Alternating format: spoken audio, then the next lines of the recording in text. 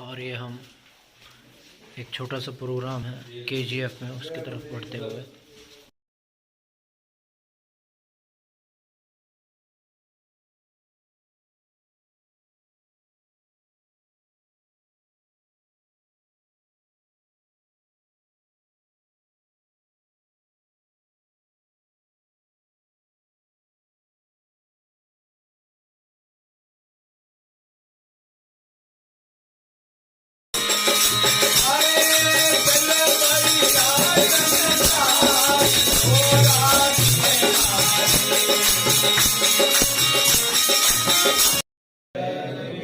जय गुरुदेव। जय गुरुदेव।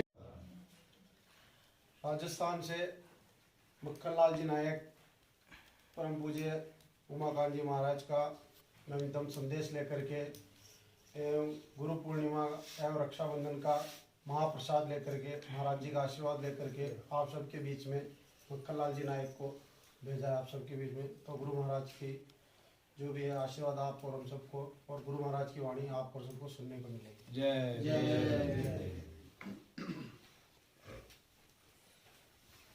जय गुरुदेव। जय गुरुदेव। आप सब बोलो, ये नाम प्रभु का है, किसी व्यक्ति का नहीं है, कोई भी शंका न करे। ये जय गुरुदेव नाम प्रभु का है। देखो जय लगाया, फिर गुरु, फिर देव, तो देवता भी आ गए और गुरु भी आ गए। और गुरु पूजा में सबकी पूजा, और गुरु समान कोई देव न दूजा। और कोई भी मांगलिक काम अच्छा काम करते तो उस समय गुरु की पूजा सबसे पहले होती। गुरु ब्रह्मा गुरु विष्णु गुरुदेव महेश्वर, गुरु साक्षात पार ब्रह्म तस्मै श्री गुरुवे नमः। तो इसलिए गुरु का स्थान सबसे बड़ा है। तो इसलिए आप सब लोग जय गुरुदेव नाम बोलोगे तो इसमें यहाँ का वातावरण भी शुद्ध हो जाएगा, और साथ ही में यानी गुरु महाराज और देवता सब प्रसन्न हो जाए।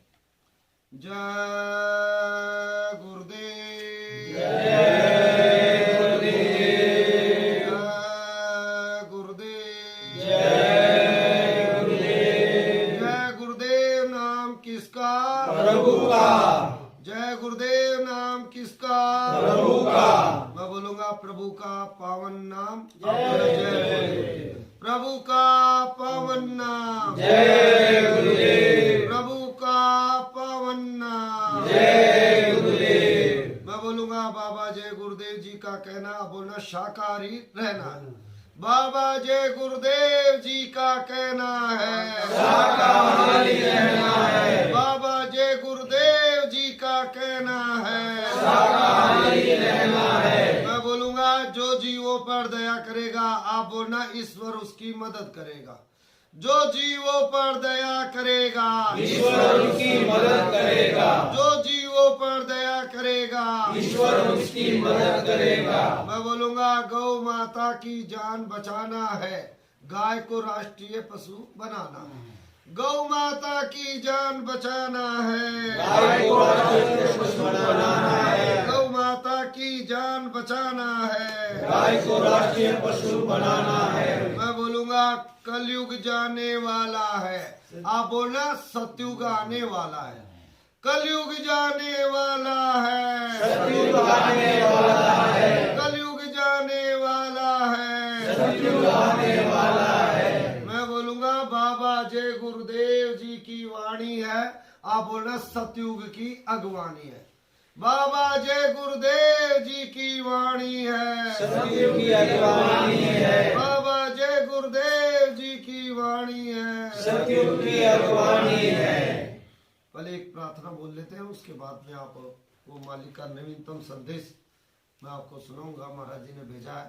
और देखिए आप लोगों की हमें सूचना मिली अरुण जी से कि इस तरीके से हमारे गांव में यहाँ प्रोग्राम हो रहा है। इस समय हम आपके कर्नाटक में पूज्य बाबा जय गुरुदेव जी महाराज के आध्यात्म उत्तराधिकारी बाबा उमाकांत जी महाराज के आदेश पर आपके बीच में आए हैं। उन्होंने आपको याद किया, सबको बोला आप नए पुराने सभी से आप मिलना, तो मिलाने वाले ही है। हम तो यहाँ आ गए थे बेंगलोर से, आज आपके केजीएफ जगह है और पहली बार ही आए हम तो पहुँच गए यहाँ। फिर आराम वहाँ करने का विचार था, पर पता चला कि आपके गांव में ऐसा सुंदर प्रोग्राम आप लोगों ने आयोजन कर रखा है, तो हमने सोचा आप लोगों का दर्शन प्रसन्न भी हो जाए और मालिक का संदेश भी आपके बीच में हो जाए तो बहुत ही अच्छा बात। तो इसलिए हमें रास्ते में बोला एक ने कि आप इस रात को भी आराम नहीं करते, कहाँ जा रहे हो? मैंने कहा हम लोग ऐसे दीवाने दुनिया को झुका कर मानेंगे और गुरु भक्ति कैसी होती है पाठ पढ़ा कर मानेंगे, और जो धर्म कर्म को भूल गए उनको धर्म पर वापस लाकर मानेंगे। हम लोग ऐसे दीवाने दुनिया को झुका कर मानेंगे। और देखो हनुमान जी ने भी तो प्रतिज्ञा की थी कि राम काज किए बिना मोहे कहाँ विश्राम। तो विश्राम तो कहाँ करना अपने को, अपने अभी तक काम करने हैं। जो वक्त के संत सतगुरु महाराज जी ने इनका आश्रम, वैसे आप सब लोग हिंदी समझते हो ना, क्योंकि इधर ये भाषा का बड़ा प्रॉब्लम है। हिंदी वाले हिंदी मारवाड़ी सब समझते हैं, मारवाड़ी। बहुत अच्छा। जय गुरुदेव, जय गुरुदेव, जय गुरुदेव। नाम किसका? प्रभु का। जय गुरुदेव। नाम किसका? प्रभु का। गुरु के चरणों में तेरा जब मन होगा, गुरु के चरणों में जब तेरा होगा, वही सफल तेरा जीवन होगा, तब ही सफल तेरा जीवन होगा। बचपन बीता खेल में जवानी में तू फूला, बचपन बीता खेल में जवानी में तू भूला। माया का गुलाम बना गुरु को तू भूला, माया का गुलाम बन गुरु को तू भूला। आएगा बूढ़ापा नहीं सुमिरन होगा, आएगा बूढ़ापा नहीं सुमिरन होगा। कैसे सफल तेरा जीवन होगा, कैसे सफल तेरा जीवन होगा। गुरु के चरणों में तेरा जब मन होगा, गुरु के चरणों में तेरा जब मन होगा, तब ही सफल तेरा जीवन होगा, तब ही सफल तेरा जीवन होगा। इस तेरे तन का कोई ना ठिकाना, इस तेरे तन का कोई ना ठिकाना। आज नहीं तो कल सबको है जाना, आज नहीं तो कल सबको है जाना। यह तन चिता का जलावन होगा, ये तन चिता का जलावन होगा। कैसे सफल तेरा जीवन होगा, कैसे सफल तेरा जीवन होगा।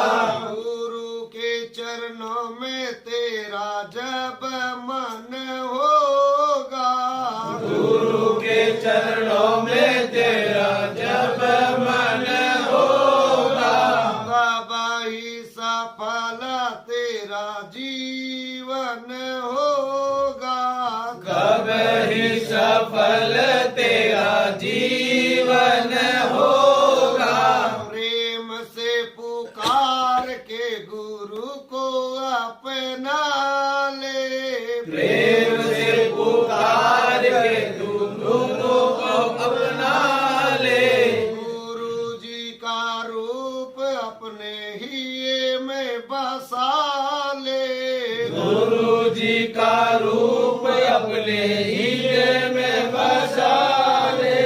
लगन बिना नहीं दर्शन होगा, लगन बिना नहीं दर्शन होगा।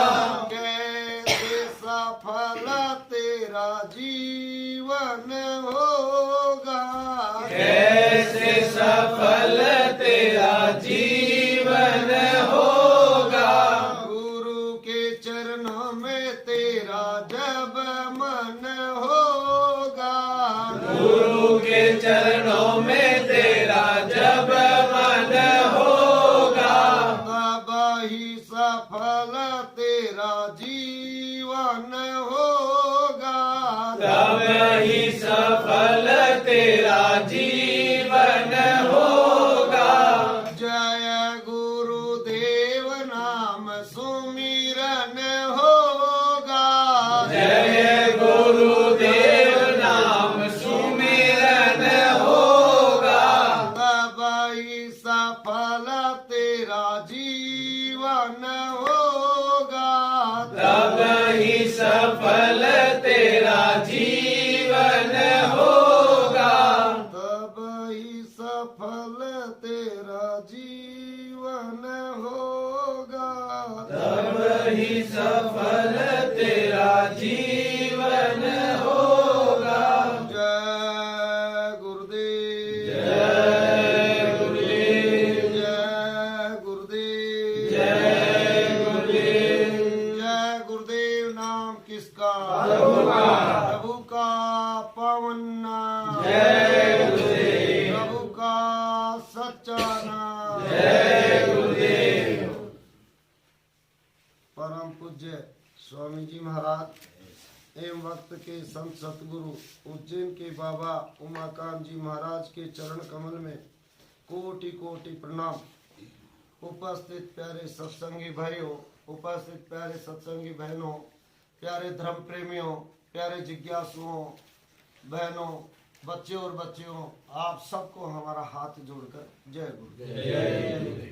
देखिए, वैसे तो सत्संग महापुरुष ही दिया करते हैं, पर जब वो किसी को भी आदेश दे दे और कहे कि जाकर हमारा संदेश सुनाकर आ जाओ, तो वो भी सत्संगी हुआ करता है। इसलिए सत्संग प्रेमी बहुत ऊंची चीज हुआ करती है। इसलिए आप लोग देखो, आप केजीएफ गांव कर्नाटक जिला में इस रात्रि को यानी प्रभु वंदना कर रहे थे, और ये बहुत ही उत्तम समय, पूर्णवासी का दिन, रक्षाबंधन का दिन, और रक्षा सबके लिए हो ऐसी कामना आप लोग कर रहे थे, अच्छा कर रहे थे। जब आप लोगों का सुना और अरुण जी ने सूचना दी कि गांव में ऐसा प्रोग्राम है, तो हमारी भी जिज्ञासा जगी कि आपके बीच में जाकर आपका दर्शन प्रसन्न करके और मालिक का नवीनतम संदेश, और मालिक जो आपको सबको बचाने के लिए हमें भेजा है संदेश देकर, वो आपको सुना दिया जाए इस मध्य रात्रि की बेला में। और आज आपके बीच में हमें उपस्थित होने का मौका मिला उज्जैन के पूज्य बाबा उमाकांत जी महाराज की दया से। इस समय लोग सोने में अपना समय खो रहे हैं, खाने में अपना समय खो रहे हैं, आप लोग भक्ति भाव में समय लगा रहे हो। कितना अच्छा सुंदर समय है, इससे बढ़कर कोई समय अच्छा हो ही नहीं सकता। इसलिए इसके लिए तो रामायण में भी कहा गया ना कि घड़ी दो घड़ी आदि में पुनियाद, गोस्वामी संगत साध की हरे कोटि अपराध। घड़ी दो घड़ी आदि में पुनियाद मतलब समझते हो कि समय का छोटे से छोटा पल और बड़े से बड़ा पुण्य, और थोड़ा सा यदि मिल जाए समय, और वो समय आपने सत्संग में दे दिया, वो सत्संग का समय आपके पलड़े में एक तरफ रख दो और दुनिया भर का अपने आज तक पुण्य किया। गायों को चारा डाला, गौशाला बनाया, कोई स्कूल बनाया, हॉस्पिटल बनाया, कुआ तालाब बावड़ी बनाया, वो भंडारे चलाए, सारा पुण्य एक पलड़े में रख दो, और ये पल भर का सत्संग एक पलड़े में रख दो, तो इससे बड़ा कोई हो ही नहीं सकता। ये पलड़ा आपका ये भारी रहेगा। इसलिए सत्संग की बहुत महिमा की गई है। सत्संग में मालिक से मिलने का आपके दिलों में एक चाह पैदा कर दिया जाए, परमात्मा से मिलने का एक चाह पैदा कर दिया जाए कि और आपको ये ज्ञान हो जाए कि मनुष्य शरीर हमें क्यों मिला, हम कौन है, हम कहाँ से आते हैं, मरने के बाद में हम कहाँ चले जाते हैं, बसा बसाया संसार छोड़ना क्यों पड़ता है, इसकी खोज बड़े बड़े वैज्ञानिकों ने भी की कि इंसान मरता क्यों है, बुढ़ा क्यों होता है, जवान क्यों नहीं रहता है। बड़े उपाय किए, बड़ी बड़ी औषधियां खोजी और बड़ी बड़ी मशीनें बनाई, ऐसी मशीनें बनाई कि ये पता लगा लिया कि गांठ है तो शरीर में कहाँ है, आलपिन कहाँ चुभी हुई है, पथरी या स्टोन है तो कहाँ है, और ये पता लगा लिया कि माँ के पेट में बच्चा बन रहा है, बच्ची बन रही है, ये सब कुछ पता लगा लिया। पर आज तक कोई ऐसा वैज्ञानिक पैदा नहीं हुआ जिसने आत्मा का परमात्मा का भेद खोजा हो। दुनिया भर का ज्ञान, ये भौतिक ज्ञान जहाँ पर खत्म होता है वहां से महात्माओं की विद्या चालू होती है। इसलिए भारत एक आध्यात्म देश और भारत भूमि एक कर्म भूमि और बाकी के देश भोग भूमि। भोग भोगने के लिए वहां जन्म दिया जाता है और कर्म अपना श्रेष्ठ करने के लिए भारत में जन्म दिया। यहाँ बड़ी बड़ी अवतारी शक्तियां आई, जब जब युग बदला और जब जब यहाँ अवतारी शक्तियों का अवतार यहाँ होता ही रहा। जब धरती पर पाप बढ़ जाता है, पापियों का बोलबाला बढ़ जाता है, न्याय अत्याचार चरम सीमा पर हो जाता है, तो इस धरती पर कोई न कोई अवतार इस धरती पर ही आते ही है, व्यवस्थाएं करते हैं, लोगों को जगाने का काम करते हैं। पर दुख इस बात का है कि उस समय के लोग उनको नहीं पहचान पाते। सदा संसार में सत्पुरुष नर्तन धर के आए हैं, मगर संसार वाले क्या कभी पहचान पाए हैं? कोई पहचान ही नहीं पाता है। अब मुसलमानों में उनके फकीर मोहम्मद साहब आए, यही मुसलमान आज मस्जिदों में बाग लगा रहे, या अल्लाह मोहम्मद रसूलुल्लाह, यही पत्थर से मार मार कर उनको मक्का से मदीना भगा दिया। तो उस समय नहीं पहचान पाए। राम आए तो कौन पहचान पाया? राम की फौज में कितने रघुवंशी भर्ती हुए थे बताओ? छोटे छोटे लोगों की, भालू बानर भील जंगल में रहने वाले, उनकी उन्होंने फौज बनाई थी। इसलिए लोगों ने नहीं पहचाना, उनके माता पिता ही नहीं पहचान पाए। जब तो वनवास मिल गया, जब तो जिब्या पर इस तरीके का ज्ञान बैठा कि मेरे बेटे को राज होना चाहिए, इनको तो वनवास होना चाहिए, अपने वरदान काम में ले लिए उस समय ये कहीं। तो इस तरीके से जो जो महान शक्तियां आई, जितने महात्मा आए, उनको लोगों ने नहीं पहचाना। साधारण मानव समझा शक्तियां आती है, अपना काम करती है। कृष्ण को नहीं पहचाना, उनको नहीं पहचाना, राम को नहीं पहचाना। उनसे भी उस समय कितनी विपदाएं झेली उन्होंने, कितना कष्ट उन्होंने झेला। तो इसलिए जब जब शक्तियां आई, अपना काम किया, उन्होंने लोगों को बताने की कोशिश की। तो इसलिए मनुष्य शरीर, हमारे गुरु महाराज ने इसकी खोज की। जय गुरुदेव नाम से उनको पूरा विश्व जानता है और दोनों जय गुरुदेव नाम का प्रचार किया, इसलिए उनको हम लोग बाबा जय गुरुदेव, बाबा को भी उसमें लपेट लिया, जय हो और गुरु और देव। तो इसलिए शंका नहीं करना। कृष्ण भगवान ने गीता में उपदेश दिया, अर्जुन को कहा अर्जुन शंका मत कर। जब समय निकल चुका था, कब जब कहा कि उठा धनुष कर तैयारी, तो बोला कि नहीं उठता, क्योंकि सामने तो मेरे सारे रिश्ते नाती खड़े, कैसे उठाऊं? तो बोला कि अच्छा, बोले मैं तेरा सारथी बना रथ आंक रहा हूं, तू फिर भी शंका कर रहा है? तो बोले कि आंखें बंद कर। आंखें बंद करवाई, उसका शिव नेत्र खोला, जो आत्मा की आंख है, शिव नेत्र उसको कहते हैं, और सबके अंदर है। तो उसका शिव नेत्र खोला और खोलकर बताया कि कर देख ले अब क्या हो रहा है। अपना विराट रूप भी दिखा दिया और सब कुछ दिखा दिया, सब मरे हुए पड़े हैं। उन्हें देखा, अरे महाभारत तो पहले ही हो चुका है, तो सब मरे हुए पड़े हैं, मैं तो सोच रहा हूँ कि अब होगा। तब उसको ज्ञान आया, कान पकड़े पांडु ने और माफी मांगी, क्षमा मांगी कि ये वासुदेव गलती हो गई, आप पर हमने शंका कर ली। बोले कोई बात नहीं, शंका कर ली तो शंका कर ली, तो इसके कारण अब नरकों की यात्रा करनी पड़ेगी। तो कृष्ण के रहते उनको नरक में जाना पड़ा। इसलिए जो अवतारी शक्तियां आती है, जो उनका साथ देती है, कहना मान लेते हैं, पहचानवाते हैं, वो उनके गुणगान गाते हैं। राजस्थान की रहने वाली मीराबाई इतनी बड़ी संत हुई राजघराने में, उनको भी परिवार वालों ने नहीं पहचाना, उनको भी मारने के षड्यंत्री रचे गए। जहर का प्याला भेजा कि चुपचाप जहर का प्याला पिएगी, और दूध में मिलाया और कहा कि ये तेरे गुरु के लिए अमृत है और तेरे लिए अमृत है, पिएगी तो ये मर जाएगी, और चुपचाप इसका अंतिम संस्कार करा देंगे। कम से कम ये साधुओं के सत्संग में जाती इस तरीके से, जहाँ सत्संग होता मीराबाई दौड़ पड़ती थी कि सत्संग है, क्योंकि बड़ा चुंबक होता छोटे चुंबक को खींच लेता है। तो इसलिए सत्संग ऐसी चीज है और जिसकी आत्मा निर्मल होती है, पवित्र होती है, उसको खींच लेती है। तो इस तरीके से मीराबाई को जहर का प्याला भेजा पर वो अपने गुरु के अर्पण करके उसको ग्रहण किया, अमृत बन गया। सांप का पिटारा भेजा, जहरीला नाग भेजा और कहा कि इसमें तू पूजा पाठ करती है, तेरे लिए फूलों का हार भेज रहे हैं। राणा साहब ने भेजा। ओहो, राणा साहब को सद्बुद्धि आ गई, बहुत अच्छा है। उसने खोला गुरु को याद करके, तो वास्तव में गले का हार ही निकला। तो इस तरीके के यातनाएं लोगों देने की कोशिश करते हैं, पर महान शक्तियां आती है, वो अपना पूरा काम करके ही जाती है।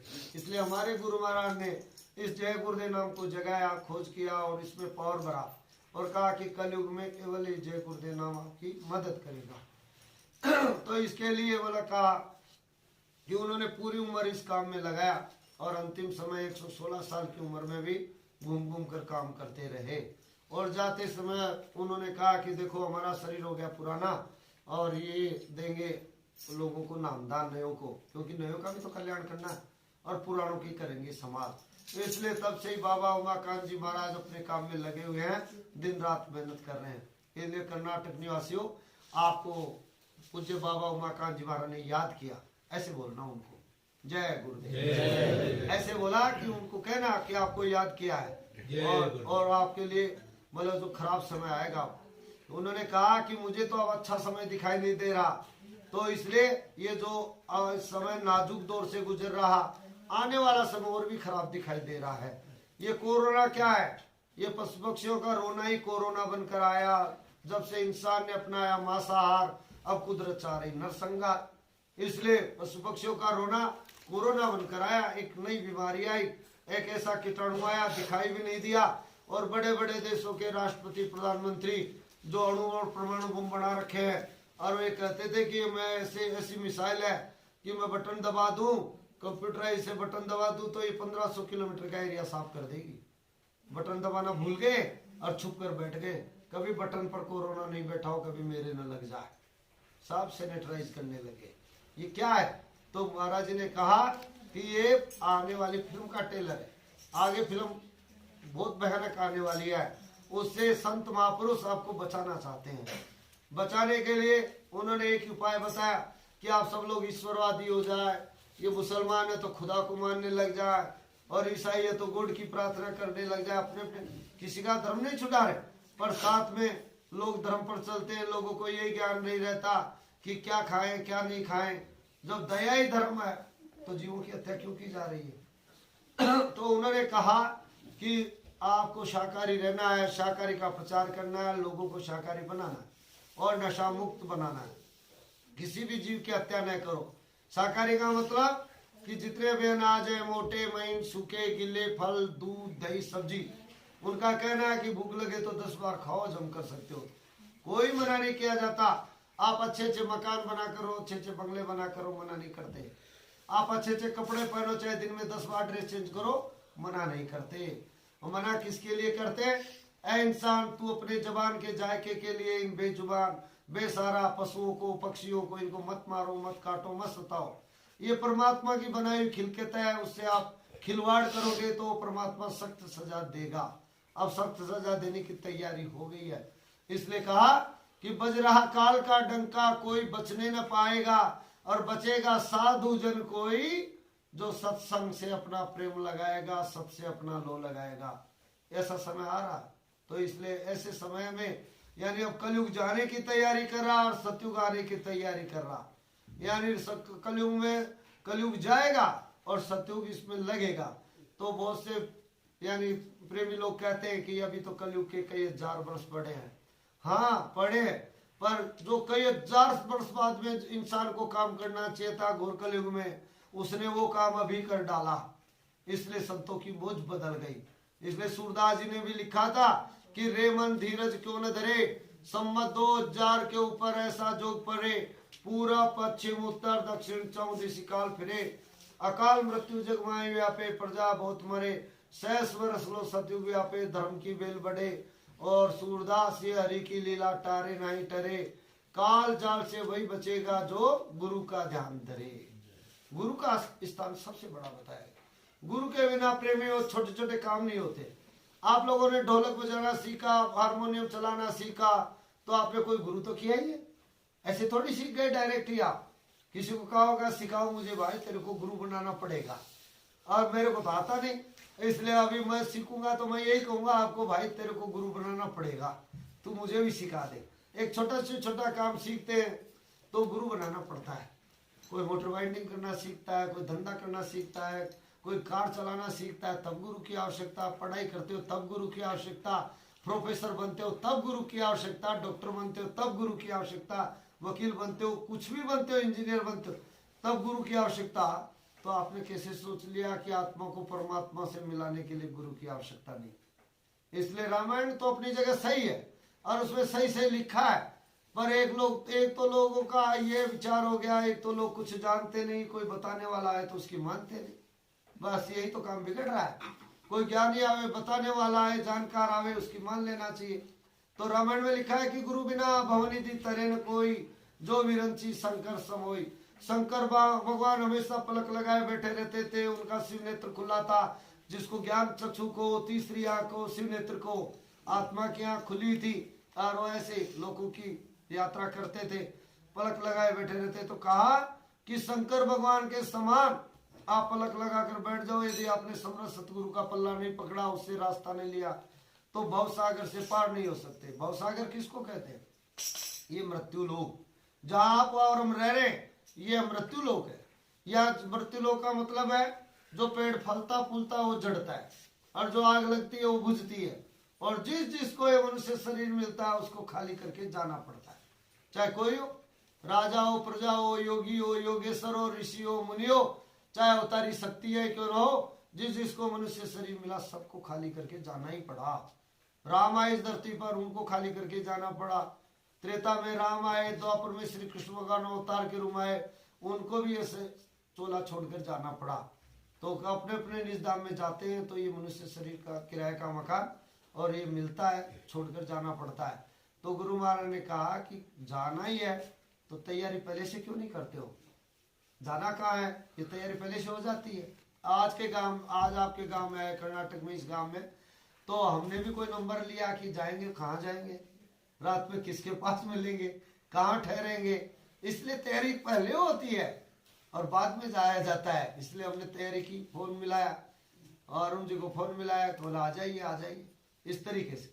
तो ऐसे ही परम पिता परमात्मा ने आपको और हमको मृत्यु लोक में जन्म दिया, भेजा, और इसकी तो लंबी दास्तान है, कहानी है, पर इतना ही समझ जाओ कि आप और मृत्यु लोक में आए हैं।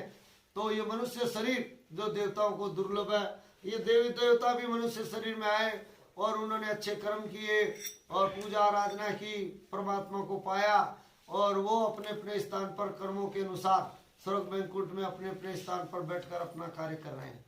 इसलिए वो बैठे बैठे प्रार्थना कर रहे हैं कि प्रभु अब की बार कृपा कर दे, तो इस मृत्यु लोक में, कलयुग में बड़ा आसान तुमने कर रखा है, और हमें भी कलयुग में जन्म दिलवा दे तो और प्रोग्रेस कर जाए और आगे तक अपने निज धाम में पहुंच जाए। इसलिए देखो मृत्यु लोक में यानी कहा गया कि कृष्ण भगवान ने कहा कि ये चीटा जो चल रहा है अर्जुन, ये ब्रह्म पद तक पहुंच गया था और कर्मों के कारण वापस चीटा बन गया। पुण्य छीने मृत्यु लोक है, पुण्य छीन हो जाते तो वापस मृत्यु लोक में आ जाता है। तो कहा कि बोले कि प्रभु अब की बार कृपा कर दे, बहुत अच्छा मौका है, मनुष्य शरीर में भेज दे। तो ये कलयुग में बड़ा आसान कर रहा है। कि क्या आसान है? रामायण में लिखा है कि कलयुग केवल नाम आधारा, सुमर सुमर नर उतर ही पारा। कलयुग केवल नाम का आधार होगा और उसका नाम का सुमिरन करके लोग आवागमन का चक्कर मुक्त करा लेंगे, अपने परम पिता परमात्मा को पा लेंगे, निज धाम में चले जाएंगे। पर नाम लोगों को पता ही नहीं नाम क्या है। प्रभु राम को नाम विश्वामित्र जी ने दिया और कहा कि राम इस नाम को साध लो, और राम ने उस नाम को साध लिया, और साध लिया तो बड़े बड़े राक्षसों का वध कर दिया और सज्जनों की रक्षा की, धर्म की स्थापना की। तो इस तरीके से नाम लिखा रामायण में कि नाम कहाँ मिलेगा, उसमें लिखा नाम संतन अधीना, और संत बिना कोई नहीं चीना। नाम संतों के पास जाओगे तो मिल जाएगा, और उनके अलावा हमारे पास तो कोई नाम मिलेगा नहीं। इसलिए पहुंचे महात्माओं की खोज करो। तो देव देवता ये कह रहे हैं कि प्रभु इतना सरल कर रखा, कलयुग केवल नाम आधारा, उतर उतर सुमर सुमर उतर ही पारा। तो हम भी मनुष्य शरीर में चले जाएं तो अच्छा मौका है। इस समय ऐसे महापुरुष भी आए हुए जो नाम खुला माइक पर बांट रहे लोगों को, तो हम भी नाम लेकर और अपना भक्ति करके पार हो जाए। ऐसा मनुष्य शरीर, देव दुर्लभ मनुष्य शरीर। कहा इसको शरीर को कहा गया, आप गाते हो कंचन जैसी काया तेरी, एक दिन होए राख की डेरी, इससे जो बने बना जा रे दुनिया से जाने वाले। कंचन कहा गया इस काया को, सोने से भी ज्यादा कीमती काया, क्योंकि दुनिया भर का सोना तो आप इकट्ठा कर सकते हो, पर ये शरीर से जब जीवात्मा निकल कर, ये शरीर जड़ है, आत्मा इसमें चेतन है, दोनों आंखों के मध्य भाग में बैठाई गई है, और आत्मा चेतन ये शरीर से निकलकर अलग हो जाती है, तो इस शरीर में हाथ पांव इंद्रिय होते हुए काम नहीं करता है। तो इसलिए चेतन आत्मा का सारा खेल है, आत्मा परमात्मा के अंश है, ये कभी मरती नहीं है। इसको तो कर्मों के अनुसार नाना प्रकार के होने में तकलीफ भोगना पड़ता है। अब तकलीफ किसको होती है? अब देखो इतना हिंसा हो रहा है, इतना लोग जीव हत्या कर रहे हैं, हम तो उनको यही कहते हैं भाई देखो, एक डॉक्टर इंजेक्शन भरकर लाता है, तब तो कहते हो डॉक्टर साहब इंजेक्शन मत लगाओ, कोई टेबलेट दे दो ना, मुझे डर लगता है इस सुई से, मुझे तो ऐसे कहते हैं। अरे अब लेकर आता तो आंख बंद कर देता, इधर मुंह लगा तो लगा दो, इस तरीके से। तो इतना दर्द होता है, और उस पर बेजुबान जानवरों पर छुरी चलाते हो, क्या उन पर दर्द नहीं होता? अभी कल ही हम गए थे आश्रम में, एक में, कौन से आश्रम में गए थे? रुद्राश्रम। और परसों कौन से आश्रम में गए थे? वो भी रुद्राश्रम। तो वहां पर मतलब बताया इस तरीके से, उनको थोड़ा समझाया, शाकाहारी के लिए प्रेरित किया। तो मैडम ने कहा कि अंडा तो शाकाहारी है, वो तो दे सकते हैं ना। तो मैं, अंडा मुर्गी के से पैदा होता है, अंडा कोई पेड़ के लगता है क्या? मैडम बताइए, अंडा कोई जमीन में निकलता है क्या? अब मैडम आपको मैं ये मिठाई चाट कर जीभ से दूर, बड़ी मीठी है मैडम, खाओ खाओ, खा लोगी क्या? बोले नहीं खाएंगे, आपने झूठा कर दिया। जो अपनी भाषा में बोली, कन्नड़ में, झूठा कर दिया इसलिए नहीं खाएंगे। तो नहीं खाओगे तो जीभ के लगे मिठाई तो खाओगे नहीं, मुर्गी की लेटरिन खाना पसंद कर लोगे? बोले ऐसा मत कहिए, घृणा होती है। घृणा कराने आया हूँ, कि गंदगी से घृणा करो, इंसान से घृणा मत करो, गंदगी से घृणा करो, उसकी बुराई से घृणा करो, इंसान से मत करो। आखिर में मैडम ने अपने वो जितने भी महिलाएं उसमें थी, वो निराश्रित आश्रम, तो वहां पर सबको उन्होंने समझाया कि आज से हमारे से अंडा मत मांगना। अब अंडा बंद हो गया है देना, आज से इस छात्रावास में अंडा नहीं मिलेगा। तो लोगों को पता नहीं, इधर कोई बताने वाला आया नहीं, और लोगों को ज्ञान ही नहीं कि ये क्या है। जैसे बच्चा छोटा होता है, उसको रुपया दो तो मुंह में, मिट्टी दो तो मुंह में, खिलौना दो तो मुंह में, यही हाल बुद्धिजीवियों का हो रहा है यहाँ पर। तो इसलिए लोगों को बताओ, समझाओ। इसलिए आप तो इतने सारे सत्संगी प्रेमी हो, जो सब सत्संगी हो आप, आपने गुरु किया न किया, पर हो तो सत्संगी आप। यानी कुछ न कुछ ढोलक बजाकर, हारमोनियम बजाकर रात को, इस रात्रि को कुछ न कुछ परमात्मा का भजन तो कर रहे हो। आप उन लोगों से तो लाख दर्जा ठीक हो, जो पहाड़ पर पड़ा पत्थर होता है, वो गर्म हो जाता है, कोई काम का नहीं रहता, ऊपर पड़ा रहता है, अच्छा भी नहीं लगता। और वो पत्थर लुढ़क लुढ़क बरसात में वो लुढ़कता है तो गोल हो जाता है, गोल होते होते पानी में बहता है, और पानी में बहता, पानी में पड़ा रहता है तो पत्थर ठंडा रहता है, और जब पानी उसको किनारे लगाते तो तभी सुंदर लगता है। आप लोग, हम लोग जाते तीर्थ यात्रा करने, और कई बार देखे, हमें भी अनुभव हुआ, कितने सुंदर सुंदर गोल पत्थर पड़े थे शिव जी की तरह, और उठाया लोग ले जाते, अरे कितना ये तो पूजा करने योग्य है। तो आप कम से कम उससे, उनसे तो अच्छे हो लाख दर्जा। तो इस रात्रि को भजन कर रहे थे, और गुरु महाराज का संदेश आपको हम दे रहे हैं, सुन रहे हो। आप बड़े भाग्यशाली हो। इस घोर कलयुग में लोग सो रहे हैं, अपना समय खो रहे हैं। दिन गवाया खाए के, रात गवाई सोए, और हीरा जन्म अमोलता कोडी बदले जा। यही तो हो रहा है, और क्या हो रहा है। इसलिए जो सत्संग में आप समय दे रहे हो, ये समय आपके काम आएगा। काम ये समय का आपको आज जो सत्संग में समय दिया, और इनकी उपस्थिति में उज्जैन के बाबा उमाकांत जी महाराज इस समय हाजिर नाजिर है। ये ऐसे महापुरुष हैं, इनका दर्शन करने से, इनको अपनी बात कह देने से दुख में, तकलीफ में, बीमारी में, परेशानियों में लाभ होता है। हाथ कंगन को आरसी क्या, पढ़े लिखे को फारसी क्या, पढ़ा लिखा कोई भाषा बोल सकता है। तो आप आओ पास में, देखो कभी मौका मिले तो आपको फायदा हो जाए तो मानो। कब कहते हैं आपसे कुछ लेने नहीं आए हम, आप क्या दो, ये क्या कहते हैं कि आप क्या दो, आप अपनी बुराइयां हमें दे जाओ, और उसके बदले नामदान ले जाओ, अपनी बुराइयां हमें दे जाओ। इस तरीके से उस आश्रम में हमने ये कहा कि आज अपनी बुराइयां दे जाओ। बताओ कितना जल्दी उन लोगों के समझ में आया, और वो आश्रम में जितने भी थे उन्होंने कहा, किसी ने मन में सोच लिया, हमने कहा भाई आप में जो बुराई है वो सब आपको पता है, हमें तो पता है नहीं, इनको पता है या आपको पता है। जिसको आप और हम नहीं देख रहे हो परमात्मा को, वो 24 घंटे आपको और हमको देखता रहता है, बोलता थोड़ी है। वो सब कुछ ऊपर बैठा नीचे वाले को देख लेता, रास्ते में कौन जा रहा है, गली में कहा, नीचे वाले को तो ऊपर वाला नहीं दिखता है, पर ऊपर वाला नीचे वाले को देख लेता है। तो ऊपर बैठा हो परमात्मा आपको हमको देख रहा। तो ऐसा कहा कि आप में जो बुराई है आज छोड़ो कुछ न कुछ।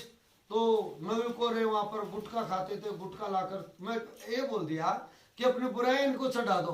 तो वास्तव में गुटखा लाकर यहाँ चढ़ाने लगे, मैं ये क्या कर रहे हो, यहाँ नीचे डालो या ऊपर नहीं, छोड़ दो आज के बाद। प्रतिज्ञा की, उन्होंने छोड़ दिया। अंडा खाते थे, अंडा खाना छोड़ दिया।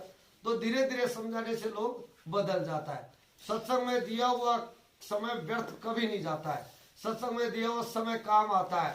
इस तरीके से कितने ही महात्माओं ने किस्से कहानियों के जरिए लोगों को समझाया और कहा कि सत्संग में दिया हुआ, बोला कि घड़ी 2 घड़ी आदि में पुण्यात और गोस्वामी संगत साध की हरे कोटि अपराध। इतना सत्संग का महत्व बताया गया है। तो इसलिए आप लोग अच्छा कर रहे हो, तो साथ में हम चाहते हैं आपसे कि आप शाकाहारी का भी प्रचार करो, लोगों को बताओ। अपना समूह आपका कितना अच्छा, इतना बड़ा समूह है, इस समूह को ताकत को काम में लो। जय हनुमान जी को बताना पड़ा था, अब हम वहां भी जाएंगे रामेश्वर धाम, और वहां पर ही वो लंका का समुद्र है, और वहां पर ही बैठकर प्रभु राम ने समुद्र की पूजा की थी, वहां पर ही बैठकर हनुमान जी भी बैठकर प्रार्थना की थी। तो उस समय जामन जी ने हनुमान जी को बताया था कि हनुमान तुम क्यों बैठे हो चुप, बोले तुम भी प्रार्थना में लगे हुए हो कि रास्ता दे दो, रास्ता दे दो। अरे बचपन में तुम तो ऐसे समुद्रों को ऐसे उड़कर ही लांग दिया करते थे। तो हनुमान जी को ज्ञान हुआ, ताकत का एहसास कराया। तो हनुमान जी को जो सुने, जामवंत ने वचन सुनाए, सुनी हनुमत हृदय तिवाए। तो जामवंत जी के वचन सुनते हैं, हनुमान जी में अपना ताकत का एहसास हुआ और वो उड़कर लंका में चले गए। इतिहास गवाह है, ऐसा विज्ञान था। कोई हेलीकॉप्टर में बैठकर थोड़ी गए थे हनुमान जी, कोई हवाई जहाज में बैठकर गए थे हनुमान जी, उड़कर गए थे, उड़कर। और सब्जी में बूटी लेकर आए तो पहाड़ को हाथ में उठा लाए, कोई क्रेन लगाया था वहां पर उठाने के लिए। ऐसा ताकत, बोलो आध्यात्म विद्या में ऐसा ताकत आता है। हमारे ऋषि मुनि इतना ऊपर उठकर ऐसे उड़ जाया करते थे, और अब भी ऐसे साधक हुआ करते हैं। तो आप में सब में वो ताकत है, वो छुपी हुई है। आपको अपनी ताकत का एहसास कराना, आपको उसको जगाना। सब लोग संगठित होकर, अपना इतना बड़ा समूह है, एक एक करके 11 होते हैं। ये प्रतिज्ञा कर लो कि 1 महीने में हमें 5 को जोड़ना है। 5 कोई ज्यादा होता है, चलो 5 आपके लिए ज्यादा है, तो ये कर लो कि मुझे तो 1 महीने में 2 को ही जोड़ना है। फिर देखो आपका समूह कितना बड़ा हो जाएगा, कर्नाटका में आपका नाम हो जाएगा। और नाम तो होता ही होता है, अच्छे काम करता है। हनुमान जी ने प्रतिज्ञा कर लिया कि राम काज किए बिना मोहे काम विश्राम। तो आज देखो हनुमान जी के राम से भी ज्यादा मंदिर नजर आएंगे, गिनती कर लो चाहे आपके आसपास, राम से ज्यादा मंदिर हनुमान जी के नजर आएंगे। क्योंकि हनुमान जी ने प्रतिज्ञा कर लिया कि राम काज किए बिना मुझे काम विश्राम, मुझे विश्राम ही नहीं करना जब तक मैं प्रभु राम का काम न कर दूं। इसलिए प्रेमियों, ऐसा मानस बनाओ, संकल्प बनाओ।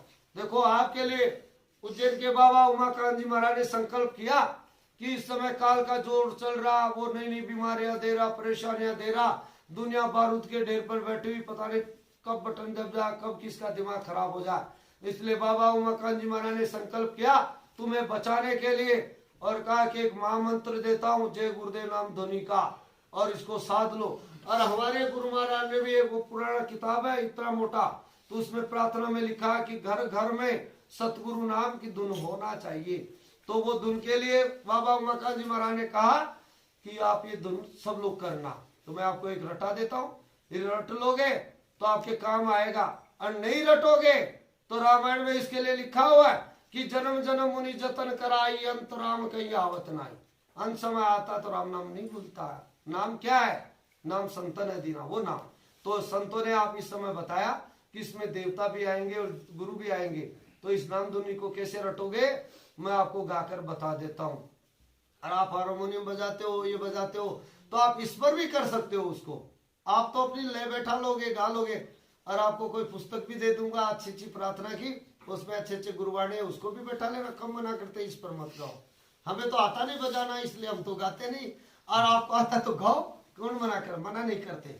जब हमारे महाराज जी किसी का घर बार नहीं छुड़ाते, बाल बच्चे नहीं छुड़ाते, साधु नहीं बनाते, पढ़ाई नहीं छुड़ाते, धंधा नहीं छुड़ाते, वो कहते दिन में काम करो, खेती दफ्तर दुकान का काम आएगा का सदका, और उसमें से समय निकाल कर अपने अपने जीवात्मा के लिए भी कुछ करो। 24 घंटे शरीर ही शरीर के लिए करते रहते हो। अच्छा खाना खाया शरीर के लिए, अच्छा मकान बनाया शरीर के लिए, एयर कंडीशन लगाया शरीर के लिए, सर्दी गर्मी बरसात के कपड़े बनाए शरीर के लिए, सर्दी आती है तो लड्डू खाते हो कि शरीर ठीक रहे, मोटा ताजा हो जाए, ये तो करते हो। घी थोड़ा ठीक ठाक खाओ, ऐसे करते हो। तो इसलिए शरीर शरीर के लिए सोचते हो, पर कभी आपने सोचा कि शरीर को चलाता कौन है? जीवात्मा। आत्मा निकल जाए तो ये शरीर पहलवान का भी पड़ा रह जा, कितना ही मुकदर उठाओ पहलवानी करता रहो, और आत्मा निकल गई तो पहलवानी खत्म।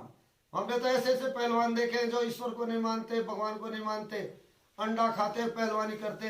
जब उनको समझाया कि छोड़ दो अंडा मान शराब, इससे होती बुद्धि खराब, तो नहीं माने। ऐसा कुदरत का झपटा लगा, अकड़ कर चलते थे। जैसे कहीं देखते हो ना, कई बैल चलते हैं ऐसे अकड़ कर चलते, तिरछे सींग करके ऐसे चलते सड़क पर, ऐसे अकड़ कर चलते, अपने ताकत के जोश को लोगों को दिखा रहे।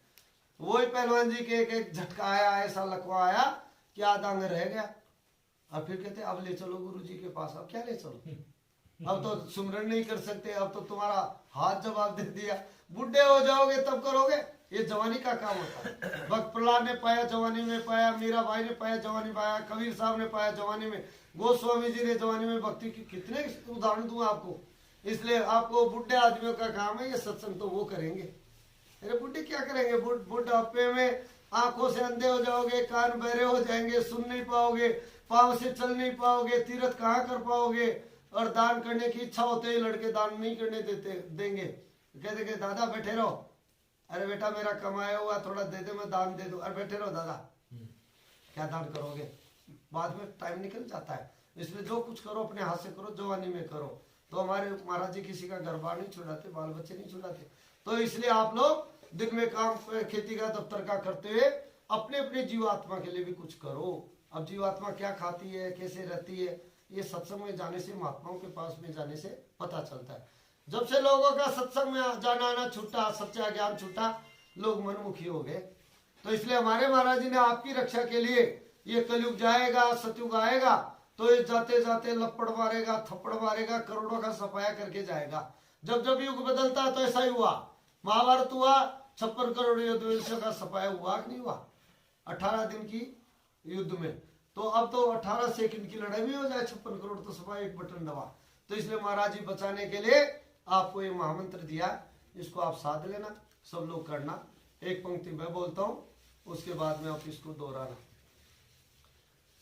जय गुरुदेव, जय गुरुदेव, जय गुरुदेव, जय जय गुरुदेव, जय बोलो सब।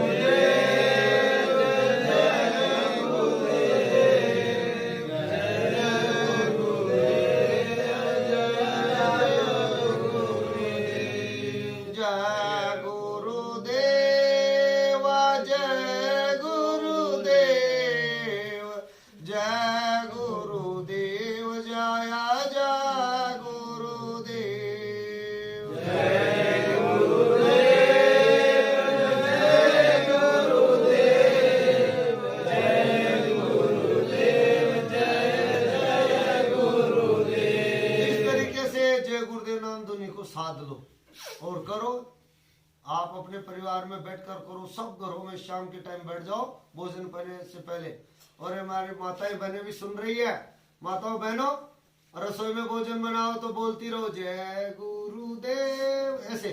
उस समय आंख बंद करने की जरूरत नहीं है, उस समय रोटी जल जाएगी, दूध उफल जाएगा। उस समय खुली आंखों से बोलते रहना जय गुरुदेव ध्वनि। और जय गुरुदेव ध्वनि बोलकर भोजन बनाओगे तो जो भी भोजन खाएगा आपकी प्रशंसा करेगा, बड़ा स्वादिष्ट बना, वो प्रसाद बन जाएगा। प्रसाद भगवान का बनता है तो वो रक्षा भी करता है, इसलिए भगवान का प्रसाद बनाकर। और यदि आप बड़े बड़ों से घूंघट निकालती हो तो घूंघट निकाल कर बच्चे को टेलीफोन बनाकर बोल देना कि दादा पहले जय गुरुदेव ध्वनि करो, बाद में भोजन की थाली लगाऊंगी, ऐसे। तो ऐसे बोल दोगे तो दादा अपने आप ही दूसरे दिन बच्चों को लेकर बैठ जाएगा, आ जाओ बेटा हो, जय गुरुदेव तो नहीं कर लिया, नहीं तो भोजन की थाली नहीं लगाएगी बहू, ऐसे। तो ये करना। तो ये देखो हमारे महाराज जी ने महामंत्र दिया है और इसको साध लो आप लोग। आपसे हमने कुछ लिया नहीं है, इसलिए आपको दिया, इसको करके देखना, आपको फायदा हो जाए तो मानना, नहीं मत मानना। दूसरा ये रक्षाबंधन और अभी पूर्णिमा, गुरु पूर्णिमा गया तो आज राजस्थान में अजमेर जिले में नसीराबाद के पास डेरा 2 आश्रम है, वहां पर गुरु पूर्णिमा का पर्व मनाया गया और उन्होंने कहा अच्छा समय दिखाई नहीं दे रहा, खराब समय आएगा, तो इसलिए संतों का दिल कोमल होता है, मुलायम होता है, मोम की तरह होता है, पिघल जाते, दया कर देते हैं। इन्होंने कहा कि मैं दया का प्रसाद बनाकर दे रहा हूँ और जाकर तुम कर्नाटक में बांट कर आ जाओ, और जो इस प्रसाद को लेगा और तुम जो बताओगे उस तरीके से करेगा तो उसको फायदा होगा। तो इसलिए प्रसाद अभी मैं दूंगा, थोड़ा थोड़ा दूंगा, और उसको ले जाकर आपको भी पावर, जो शाकाहारी उनको ही पावर दूंगा, दूसरे नहीं।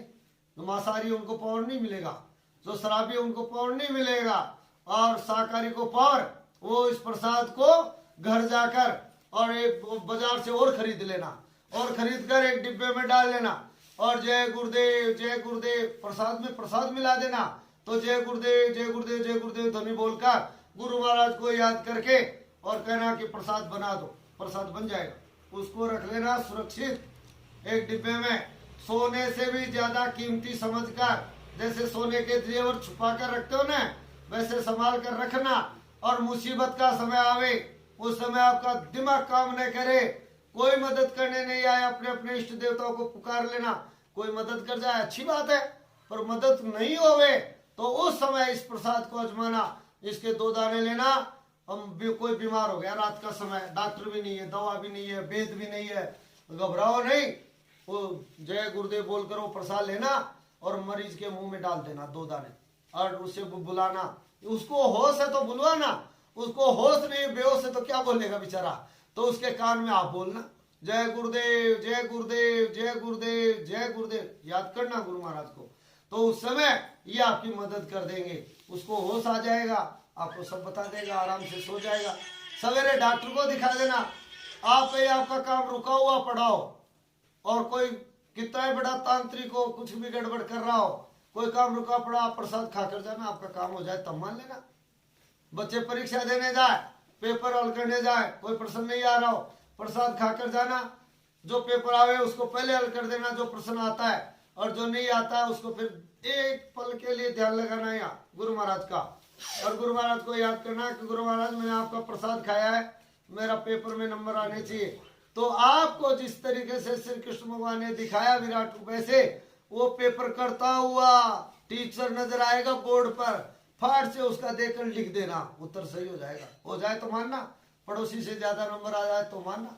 अच्छे काम में इसका उपयोग करना, अच्छे काम में प्रसाद आपकी हर संभव मदद करेगा। तो अभी प्रसाद दूंगा, और रक्षाबंधन का पर्व है, और महाराज जी ने रक्षाबंधन पर एक राखी भी भेजी है, वो भी आपको दे दूंगा। उस राखी को भी आप छुआ कर और राखी बना लेना। और ये राखी का पर्व आज खत्म नहीं हुआ है, 1 महीने तक चलेगा, अगली पूर्णवासी तक चलेगा। तो आप अपने मित्रों को, अपने परिवार वालों को, रिश्तेदारों को, जो उनको को शाकाहारी हो जाओ तो ये प्रसाद मैं आपको दे दूं, तो उनको दे देना। जो शाकाहारी नहीं हो उनको मत देना, उनको काम नहीं करेगा।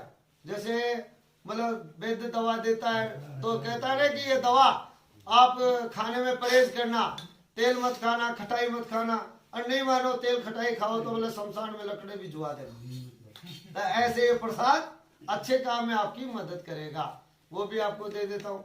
आप लोग बड़े भाग्यशाली हैं, और हम भी बड़े भाग्यशाली हैं, क्यों आप लोगों का दर्शन कर रहे हैं इस समय में, क्योंकि ऐसा दर्शन कहाँ मिलता है। ये तो कोई प्रभु की इच्छा हुई है, तो इस रात्रि को हमारा समय का सदुपयोग हो गया, ये तो वक्त गुरु की कृपा हुई है, तो इस रात्रि को हमारा आपका मिलन हो गया। इसलिए आप में भी वो परमात्मा की आत्मा, कहने सुनने में हमारे से कोई गलती हो गई हो तो अपना बच्चा समझकर, अपना भाई समझकर हमें क्षमा कर देना, माफ कर देना। देखो बोलने वाले से तो गलती हो ही जाती है, सुनने वाले से तो कोई गलती होती नहीं है, वैसे तो चुपचाप सुनते हैं।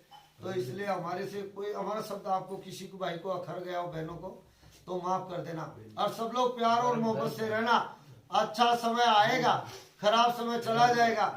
इसको प्यार मोहब्बत से सहयोग से पार कर लेना, भक्ति भाव में बिताकर समय को पार कर लेना। ऐसे भक्ति भाव करते रहोगे तो आपको समय का पता ही नहीं चलेगा, कब चला गया, कब आया, कब खराब समय आया, कब चला। बहुत से लोग कहते हैं कि रात को सोते आराम से भक्ति करके भगवान का नाम लेकर सोते हैं, सवेरे जल्दी उठते हैं और अमृत वेला में भगवान का नाम लेते हैं, माला फेरते हैं, उस अमृत को पीते हैं। तो ऐसे भगत रात को आराम से सोते हैं। और बहुत से लोग जब रात को भूकंप आता है तो मकान के बाहर खड़े हो जाते हैं रास्ते में जाकर, और वो सोते रहते हैं। और सवेरा होता है तो उनको कहते हैं आप तो इतना सो रहे थे, अरे भूकंप आया हम तो सब बाहर आ गए थे गाँव वाले, तो कब आया मुझे तो पता ही नहीं। ऐसे आज जो भक्ति भाव में लगे रहोगे तो आपको पता ही नहीं चलेगा कब खराब समय आया, कब चला गया। अब कोरोना आया, अब कोरोना ऐसी बीमारी आई कि अब जैसे ये अब आज रक्षाबंधन और गई साल का रक्षाबंधन तुलना करके देख लो, लॉकडाउन लगा हुआ था, एक दूसरा आने जा नहीं सकता था। हमारी बहनों का एक बहन का फोन आया, रात को रोने लग गई, राखी के एक दिन पहले। मैं उसको जानता नहीं, अब भी नहीं जानता, ऐसे मेरे तो मोबाइल नंबर ले लेते लोग। फोन आया और बहुत जोर जोर से रो रही रात को 11 बजे। मेरे को कौन है, क्या बात है, क्या बोलो तो सही, बोलो तो सही। फिर बड़ा हिम्मत करके बोली रोती रोती, बोले भाई साहब मैंने बहुत दिमाग खराब हो रहा मेरा, और आपने सत्संग में मैंने सुना था, आपके नंबर मेरे हाल लग गए थे, तो मेरा दिमाग खराब हो रहा है, इसलिए मैंने आपको फोन किया। तो बोलो तो सही, रो रहे हो तो कैसे सुनूंगा, बोलो। बोले कि आज रक्षाबंधन है, कल मैंने पिताजी को फोन किया, पिताजी कल रक्षाबंधन है, मैं तो पर्सनल गाड़ी है, ज्यादा दूर भी नहीं हूँ, मैं आ जाऊं, मेरे एक ही भाई है, राखी बांध जाऊं। तो पिताजी ने कहा, रे बेटा मत आना, तू कोरोना लेकर आ जाएगी, तेरा भाई चला जाएगा, एक ही भाई है पर तेरा एक ही तो भाई है, और वो भी विदा हो जाएगा, कोरोना लेकर आ जाएगी तू। तो बोले मुझे दुख हुआ। फिर मैंने भैया को फोन किया कि भैया पिताजी ने तो मना कर दिया आने के लिए, भैया तो मैं तेरे लिए राखी किसी भी प्रकार से भिजवा दूं, ज्यादा दूर नहीं हूं, तेरे को राखी भिजवा दूं। तो भैया ने क्या कहा, बोले भाई साहब सुनो, सुनने लायक है। वो क्या कहा, उन्होंने कहा जब पिताजी ने मना कर दिया तो राखी भेजना जरूरी थोड़ी है, अरे राखी के कोरोना लगकर आ जाएगा, मेरे तू बीमारी लगाएगी क्या, रहने दे तू राखी रुकी अब इस समय। तो बताओ, इसलिए रो रही हूँ।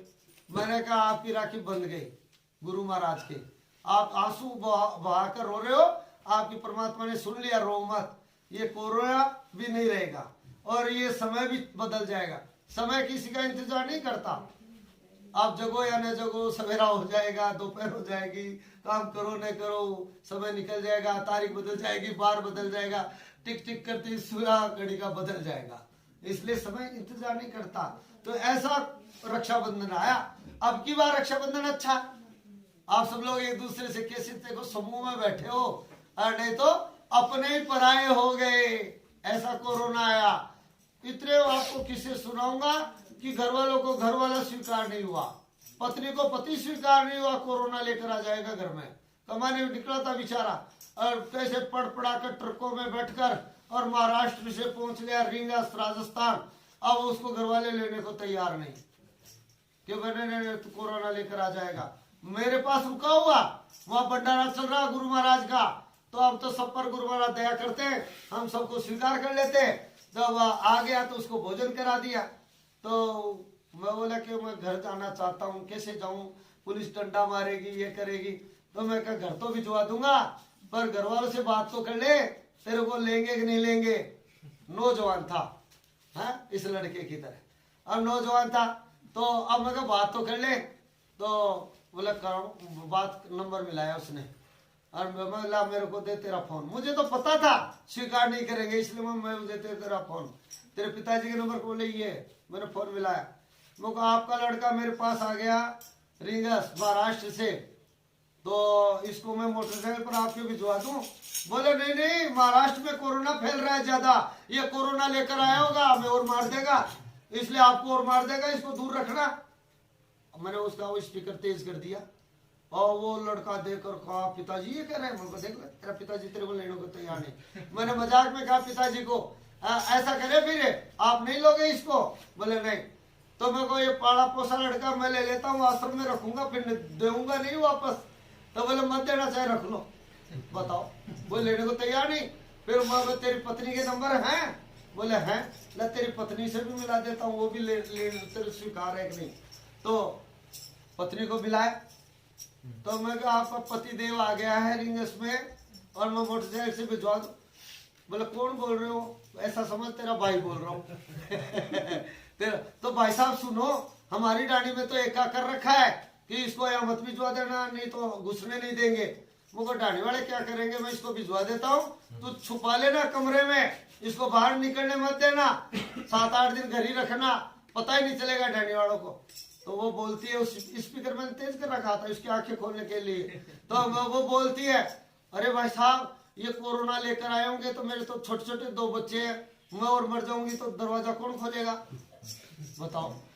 मैं सुन लिया, ऐसे कौन किसका इस दुनिया में, कोई किसी का है? जीते जी के साथी है। फिर मैंने 4 मिलाया उसके पिताजी को दोबारा, मैं को और मिलाता हूँ तेरे। वो बोले मुझे जाने दो, डंडे से सीधा कर दूंगा। वो कहा क्या डंडे से सीधा कर देगा, तेरे को घुसने नहीं दे रहे, तू जाने दो, आराम से रह यार, खाना खा, फिर सेवा कर, भंडारे में सेवा कर, पत्तल उठा, बर्तन मांज, ये कर वो कर। तो फिर मैंने उसके पिताजी को दोबारा मिलाकर कहा ठीक है नहीं भेज रहे, पर ये वहां से कमा कर पैसे बहुत लाए, क्या करे पैसे का? तो क्या कहते हैं, स्पीकर तेज कर रखा, इसके पैसे आप ले लो, रख लो, फिर आते जाते मैं ले जाऊंगा। पैसे का संगी हो जाता है, इंसान का संगी कोई नहीं होता है। कितना ही कमा लो, जब शरीर छोड़कर जाओगे तो आपको एक कपड़े बाहर कर देंगे, खाट आपकी बाहर कर देंगे। आपने 16 चांदी जो पहन रखा है, शमशान तक जाकर वहां से निकाल कर घर लाकर रख लेंगे। वो तो रख लेंगे, कमाया वो रख लेंगे, धन रख लेंगे, और नाम मात्र के कपड़े बाहर डाल देंगे कि काम के नहीं है, छुआछूत है, हाथ नहीं लगाना। फिर कितने दिन तक नहाएंगे, 30वां का नहाना, 10वां का, 11वां का नहान, 9वें का नहान, और ये पवित्र करेंगे। पवित्र कौन किसका इस दुनिया? जब तक रहो प्यार और मोहब्बत से रहो, एक दूसरे के काम आओ, एक दूसरे का कर्म कर जाए वो अदा करो। कोई पुत्र बनकर आता है, कोई पत्नी बनकर आता है, कोई कुछ बनकर आता है, कोई रिश्ते। लड़की कहाँ जन्म लेती है, लड़का कहाँ जन्म लेता है, रिश्ता पक्का हो जाता है और तिलक निकाल कर अपना कर्जा चुकाते रहते हो। ये क्या है? कर्म कर्जा। बड़ी बड़ी शक्तियां आई, उनको कर्म कर्जा चुकाना पड़ा, तो आपको और हमको भी चुकाना पड़ता है। इसलिए सब लोग प्यार और मोहब्बत से रहते हुए, और सब लोग ऐसे ही भजन करते रहो, ऐसे ही गुणगान गाते रहो, सब संगठित होकर चलो। संगठन में शक्ति होती है, पावर होता है, और सब लोग जय गुरुदेव बोलते रहो, ये नाम मुसीबत में मदद करेगा। ये जय गुरुदेव नाम लोगे तो ये बाबा जी आपकी मदद कर देंगे, ये गारंटी है। अब हम आपके दरवाजे पर आए तो हमें सत्संग मिल गया, और हम दूसरे के दरवाजे पर चले जाते, जब हो ही नहीं रहा था तो कुछ नहीं मिलता। तो इसलिए दरवाजा खटखटाना सीख जाओ कि दरवाजा कहाँ है, परमात्मा का दरवाजा कहाँ है। इधर वाले उधर बग रहे, उधर वाले इधर बग रहे, वहां मिलेगा, आपके पास है। मोको कहाँ ढूंढे बंदे, मैं तेरे पास हूँ, किस्तूरी कुंडली बसे मृग ढूंढे बनमान, ऐसे घट घट राम है दुनिया देखे ना। जो जीते जी तो कदर करते नहीं है, और मरने के बाद में फोटो लगाते हैं और आरती उतारते हैं, माला चढ़ाते हैं। क्योंकि जीते जी बूढ़े माँ बाप होते हैं तो वो थूके बेंगी और क्या चाय नाश्ता भी मांगेंगे, इसलिए फोटो ही पसंद करते हैं, माँ बाप को पसंद नहीं करते। इसलिए आप सत्संग में रहो, इसमें लगे रहो, और बच्चों को भी इस तरीके से संस्कार डालो, नहीं तो बच्चों की गाड़ी पटरी से उतर जाएगी। आप तो सत्संगी हो, पर बच्चों को ऐसे सत्संग में नहीं लाओगे, महापुरुषों का दर्शन नहीं कराओगे, तो बच्चों की गाड़ी पटरी से उतर जाएगी। तो फिर कहोगे कि मैं तो शाकाहारी हूँ, अरे पी कर आया, होते ही बढ़ जाता तो अच्छा था। कहोगे नहीं कहोगे? तो ये दुनिया ही ऐसी है, इसलिए अच्छा काम करते चलो, अच्छा काम कराते चलो। और आप लोगों ने समय दिया, हम आपके आभारी हैं। बहुत बहुत जय गुरुदेव। चलो समापन कर दिया जब, पहले तो वो करो नहीं क्या, राखी वाला वो प्रसाद दो, प्रसाद है। देखो ये प्रसाद थोड़ा थोड़ा आपको मिलेगा, और ये प्रसाद सबको मिलेगा।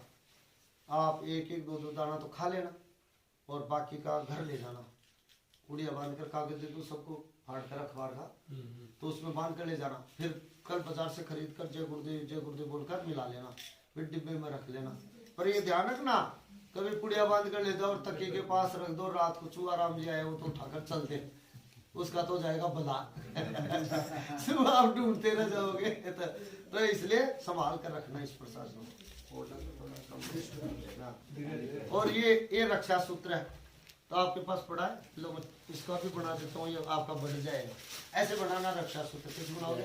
जैसे ये है, ये गुरु महाराज को छुआ दिया।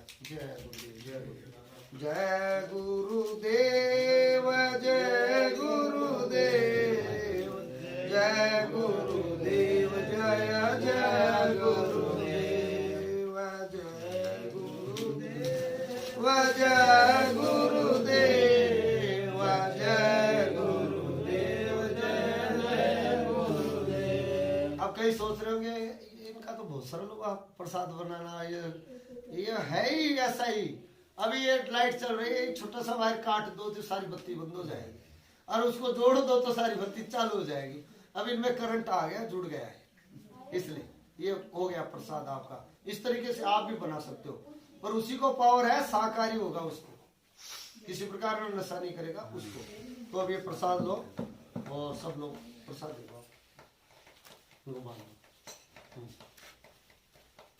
और एक खड़ा हो, इनकी राखी बांध दी, लो बांध।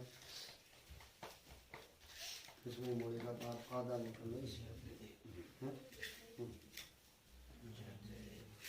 तोड़ तोड़ बांध दो सबको। जय गुरुदेव,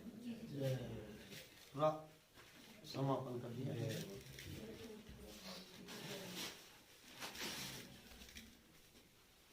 ये बंद कर दिया इसको।